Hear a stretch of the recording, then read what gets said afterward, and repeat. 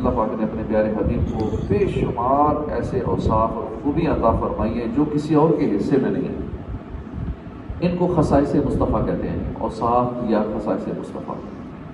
سیرت نبی کے مختلف پہلوؤں کی طرف علماء کرام نے اس موضوع پر بڑی کتابیں لکھی ہیں، اور اسلامی تاریخ کے عظیم محدث ہیں امام جلال الدین سیوطی شافعی، 911 ہجری میں یہ انتقال کیا انہوں نے 20 سال تک بڑی محنت سے حدیث وغیرہ کی کتابوں سے خصائص مصطفیٰ تلاش کیے۔ 20 سال لگے ساری حدیثوں سے حضور کے اوصاف اور یہ نکالنے میں، اور اس کا پھر نام رکھا کتاب کا انہوں نے الخصائص الکبریٰ، اور ایک اور بھی 2-3 کتابیں لکھی انہوں نے لاجواب تصانیف کی، جن میں سرکار نامدار صلی اللہ علیہ وسلم کے 1000 سے زیادہ خصائص نقل فرمائے۔ پھر اسی طرح اعلیٰ حضرت نے بھی خصائص کے حوالے سے پورا رسالہ لکھا۔ خصائص مصطفیٰ کی حقیقی تعداد تو دینے والا رب رحیم جانتا ہے یا لینے والے رسول کریم جانتے ہیں۔ اعلیٰ حضرت فرماتے ہیں کہ ان کے فضائل نامحصور اور خصائص نامحصور ہیں، یعنی آپ کے فضائل میں کوئی کمی نہیں ہے، خصائص اتنے زیادہ ہیں کہ شمار میں ہی نہیں ہے، بلکہ حقیقتاً ہر کمال، ہر فضل، ہر خوبی میں عموماً اطلاقاً انہیں تمام انبیاء یعنی اللہ کی تمام مخلوق و خلق اللہ اجمعین، اللہ کی تمام مخلوق پر تفصیل تام اور عام مطلق، یعنی ہر طرح کی برتری حاصل ہے کہ جو کسی کو ملا وہ سب انہی سے ملا، جو انہیں ملا وہ کسی کو نہ ملا، اسے تو جانے یا خدا جانے، پیش حق رتبہ کیا ہوا تیرا۔ ایک تقسیم کے مطابق خصائص مصطفیٰ کی 4 اقسام ہیں۔ پہلی وہ واجبات جو آپ کے ساتھ خاص ہیں، مثلا نماز تہجد، یہ حضور نماز تہجد کی پابندی فرماتے تھے، کبھی مس نہیں کرتے تھے، ریگولر تہجد پڑھتے تھے۔ دوسرا وہ احکام جو آپ ہی پر حرام ہیں، مثلا زکوٰۃ لینا، باقی امت میں سے جو حقدار و زکوٰۃ لے سکتا ہے لیکن حضور زکوٰۃ نہیں لیتے۔ وہ کام جن کا کرنا صرف آپ کے لیے جائز ہے، مثلا عصر کے فرض ادا کرنے کے بعد نفل نماز پڑھ لینا، ہمارے لیے جائز نہیں عصر کے بعد نفل پڑھنا۔ وہ فضائل جو صرف حضور کو عطا ہوئے۔ اس مضمون میں مذکورہ 4 اقسام میں سے صرف یہ 4تھی قسم کے خصائص کا مختصر سا ذکر پیش خدمت ہے۔ کسی خصوصیت کا مفہوم مخالف مراد لے کر کسی اور محترم نبی کے بارے میں غلط گمان کو ہرگز ذہن میں نہیں لانا چاہیے، یعنی حضور کے خصائص بیان کرتے ہوئے نہیں ایسا نہ ہو کسی اور نبی کے بارے میں کئی لوگ زیادہ ہی جوش خطابت میں آ کے حضور کے خصائص بیان کرتے کرتے کسی اور نبی کے بارے میں وہ تھوڑی بہت بات ایسی کر جاتے ہیں، تو یہ نہیں کرنا کہ کسی بھی نبی کی شان میں ذرا سی بھی کچھ ایسی گستاخی ہو۔ اللہ پاک نے تمام مخلوق سے پہلے اپنے حبیب کے نور کو پیدا فرمایا، پھر اس نور سے دیگر مخلوق کی تخلیق فرمائی۔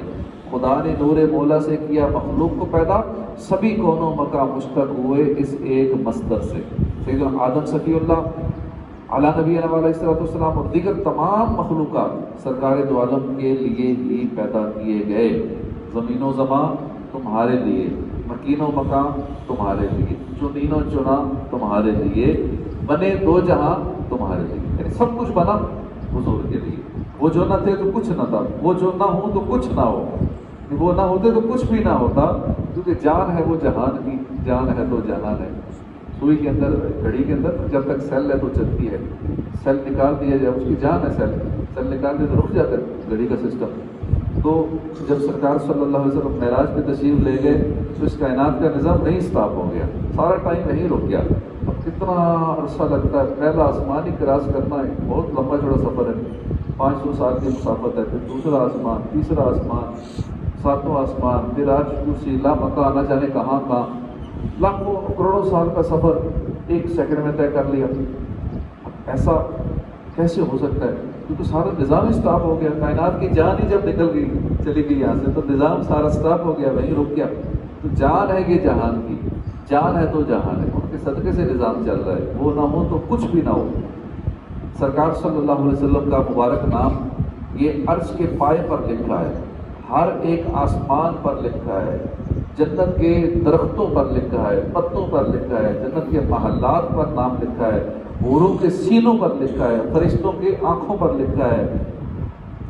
مالک تجھے بنایا ہر چیز کا خدا نے، اس واسطے لکھا ہے ہر شے پہ تیرا نام، ہے ہی انہی کی چیز، تو جس کا نام، جس کے نام چیز ہوتی ہے اسی کا نام ہوتا ہے. جس کا پلاٹ ہوتا ہے، جس کا گھر ہے نا، اس کے نام ہوتا ہے، اس میں اس کا نام لکھا ہوتا ہے. تو ہر چیز حضور کی ہے، اس لیے ہر چیز میں حضور کا نام لکھا ہے. اللہ پاک نے اذان میں، اقامت میں، خطبے میں، تشہد میں اپنے محبوب کے ذکر کو اپنے ذکر سے ملا دیا. اذان کیا جہاں دیکھو ایمان والو، پس ذکر حق ذکر ہے مصطفیٰ کا، کہ پہلے زبان حمد سے پاک ہو لے تو پھر نام لے وہ حبیب خدا کا. گزشتہ آسمانی کتابوں میں اللہ کے حبیب کی تشریف آوری کی بشارت دی گئی. وہ ختم الانبیاء تشریف فرما ہونے والے ہیں. نبی ہر ایک پہلے سے سناتا یہ خبر آیا. اظہار نبوت سے پہلے گرمی کے وقت بادل اکثر حضور پر سایہ کیا کرتا تھا اور درخت کا سایہ آپ کی طرف آ جاتا تھا. سایہ عرش الہی میں کھڑا کرنا مجھے، ہیں سیاہ اسیاں سے دفتر رحمت للعالمین. پیارے آقا کا مبارک پسینہ کستوری سے زیادہ خوشبودار تھا. اسی سے ہوئے عنبر و مشتق ہے خوشبو کا مصدر پسینہ تمہارا. سرکار نامدار صلی اللہ علیہ وسلم نور ہے، اس لیے سورج کی دھوپ اور چاند کی چاندنی میں آپ کا سایہ زمین پر نہیں پڑتا تھا. بدن تو بدن، آپ کے کپڑوں پر بھی کبھی مکھی نہیں بیٹھی، نہ کپڑوں میں کبھی جوئیں پڑی، نہ ہی کبھی مچھر نے آپ کو کاٹا. مکھیوں کی آمد، جوؤں کا پیدا ہونا گندگی، بدبو وغیرہ کی وجہ سے ہوا کرتا ہے، اور آپ ہر قسم کی گندگیوں سے پاک تھے، جبکہ جس میں عطر خوشبودار تھا، اس لیے بھی آپ ان چیزوں سے محفوظ رہے. اللہ کی سرتاب قدم شان ہے یہ، انسان ہی انسان، وہ انسان ہے یہ.